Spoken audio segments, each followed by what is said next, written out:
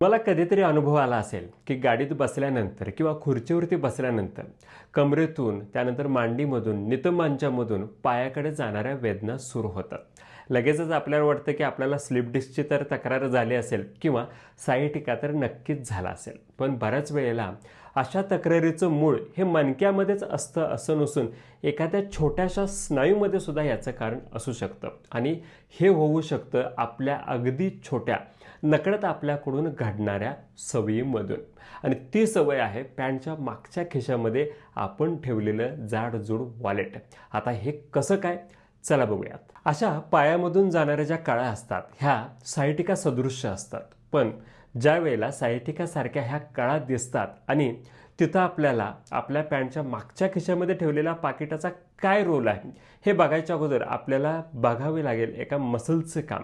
त्या मसलला छोट्याशा स्नायूला म्हणतात पिरिफॉर्मिस। आता पिरिफॉर्मिस हा एक स्नायू आहे जो आपल्या कमरेच्या हाडापासून मांडीच्या हाडाला जोडलेला असतो। आपल्याला चालताना आपल्या कमरेला सपोर्ट देणे किंवा बसताना सुद्धा कमरेला आधार द्यायचं काम ह्या पिरिफॉर्मिस नावाच्या छोट्याशा स्नायूकडून केलं जातं। आता ह्या स्नायूमध्ये एक मजेशीर गोष्ट अशी असते की आपल्या शरीरामधली सगळ्यात मोठी नर्व, ज्याला आपण सायटिका नर्व असं म्हणतो, जी नर्व कमरेपासून पायाच्या बोटांच्या पर्यंत पोहोचलेली असते, एवढी सगळ्यात मोठी आकारानं जाडीनं सुद्धा लांब नर्व असते। ती नर्व आपल्या कमरेच्या मागे हा जो छोटासा पिरिफॉर्मिसचा स्नायू आहे त्याच्यामधून पास होत असते। म्हणजेच होतं काय, तर ज्यावेळेला आपण एखाद्या कठीण पृष्ठभागावरती खूप दिवस बसण्याची आपल्या सवय असते किंवा आपल्या पॅन्टच्या मागच्या खिशात आपण जर जाडजूड वॉलेट ठेवत असो, त्यावेळेला त्या वॉलेटच्या प्रेशरमुळं हा स्नायू प्रत्येक वेळेला दाबला जातो। आता वारंवार हा जर स्नायू दाबला जायला लागला तर त्या स्नायूला सूज येते आणि सूज आल्यानंतर त्याच्यामधून जाणारी जी सायटिका नर्व असते ती सुद्धा चिमटली जाते। म्हणजे जसं मणक्यामध्ये चकती बाहेर आली की ही नर्व चिमटली जाते, तसंच इथं चकती नॉर्मल असली तरी सुद्धा स्नायूला आलेल्या सुजेमुळे ही नर्व चिमटली जाते। त्यावेळेला मग मांडी, गुडघ्याच्या मागे, पायाकडे, घोट्याकडे, बोटांच्याकडे जाणाऱ्या वेदना आपल्याला जाणवायला लागतात। ह्यालाच सायटिका सदृश्य असलं तरी सुद्धा पिरिफॉर्मिस सिंड्रोम असं म्हटलं जातं। सर्वात महत्त्वाचा मुद्दा हा आहे की पुरुषांच्या मध्ये ही तक्रार जास्त दिसते। कारण सरळच आहे की पुरुषांनाच सवय असते पॅन्टच्या मागच्या खिशामध्ये पाकिटे ठेवण्याची।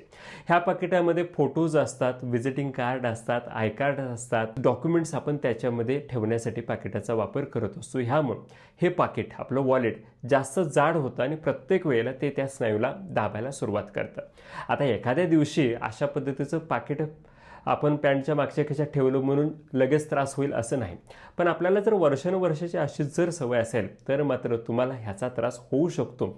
आणि म्हणूनच ह्या पिरिफॉर्मिस सिंड्रोमला साध्या भाषेत वॉलेटी सिंड्रोम म्हणजेच वॉलेटीमुळे होणाऱ्या आजार असं सुद्धा म्हटलं जातं। बरं, आपण काही थोडा वेळच बसतो असं नाही, आपण ऑफिसमध्ये तासनतास काम करण्यासाठी लॅपटॉपवरती ड्रायव्हिंग करताना बराच वेळ बसत असतो आणि जर एवढा वेळ आपल्या पॅन्टच्या मागच्या खिशामध्ये वॉलेट असेल तर प्रेशर, इरिटेशन आणि इन्फ्लामेशनची ही सवय चालूच राहते।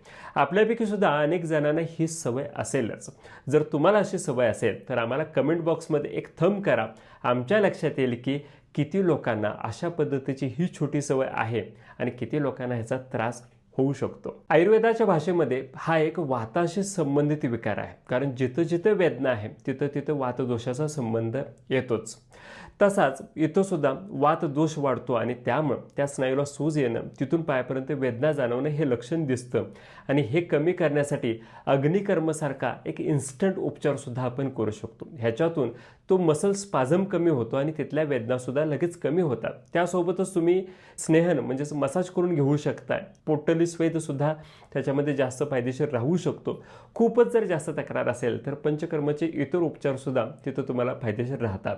औषधांच्या मध्ये अनेक वेदनाशामक आयुर्वेदिक औषधं सुद्धा आहेत, ज्याच्यामध्ये रासनापासून बनवलेली अनेक औषधं तुम्हाला इथं फायदेशीर राहू शकतात। पण शक्यतो तुम्ही तुमच्या जवळपास जे आयुर्वेदिक तज्ज्ञ आहेत त्यांच्या सल्ल्याने ही औषधांनी हे उपचार करून घेतले तर त्याचा तुम्हाला चांगला फायदा होऊ शकतो। जर तुम्हाला ह्या वेदना कमी करायच्या असतील तर तुम्ही मकरासन, भुजंगासन, सेतुबंधासन आणि शलभासन ही योगासनं सुद्धा करू शकता। ह्याच्यातून कॉम्प्रेस झालेली नर्व पुन्हा डिकॉम्प्रेस व्हायला मदत होईल। पण ह्या सगळ्या उपचारांच्या बरोबरच सगळ्यात मोठा उपचार आहे तो म्हणजे प्रिव्हेन्शन। जर तुम्हाला ही सवय असेल पॅन्टच्या मागच्या खिशामध्ये वॉलेट ठेवण्याची ती सवय बंद करा. शक्यतो फ्रंट पॉकेट वापरा. अगदीच जर पॉकेट मागच्या खिशात ठेवायची सवय टाळता येत नसेल तर स्लिम पॉकेट वापरायला सुरुवात करा. आणि जर तुम्हाला कठीण पृष्ठभागावरती जास्त वेळ बसावं लागत असेल तर शक्यतो आधेमध्ये अर्धा एक तासातून उठा, म्हणजेच स्नायूवरती सलग जास्त वेळ ताण पडणार नाही. तर तुमच्यासाठी मी अशीच इंटरेस्टिंग माहिती नेहमी घेऊन येत राहणारच आहे. आमच्या चॅनलला नक्कीच सबस्क्राईब करा. मी ह्या व्हिडिओमध्ये इथंच थांबतो. पुन्हा पुढच्या व्हिडिओमध्ये भेटूयात. धन्यवाद.